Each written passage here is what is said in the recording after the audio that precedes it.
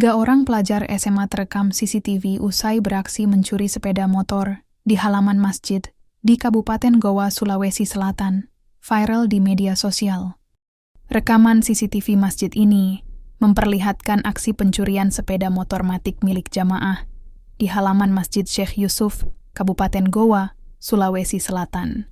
Sebelum membawa kabur sepeda motor, salah satu pelaku lebih dulu memantau situasi di sekitar masjid. Setelah melihat situasi di sekitar masjid sepi, ketiga pelaku langsung membawa kabur motor korban dengan cara mendorong. Aksi pencurian motor matic ini terjadi pada Rabu siang 22 Oktober 2025 sekitar pukul 10.30 WITA. Diduga pelaku nekat beraksi setelah melihat motor korban yang diduga lupa dikunci stang. Pemilik motor tersebut telah melaporkan aksi pencurian di unit Reskrim Polres Goa, Sulawesi Selatan. Sementara ketiga pelaku yang merupakan pelajar SMA hingga kini masih dalam pengejaran petugas kepolisian.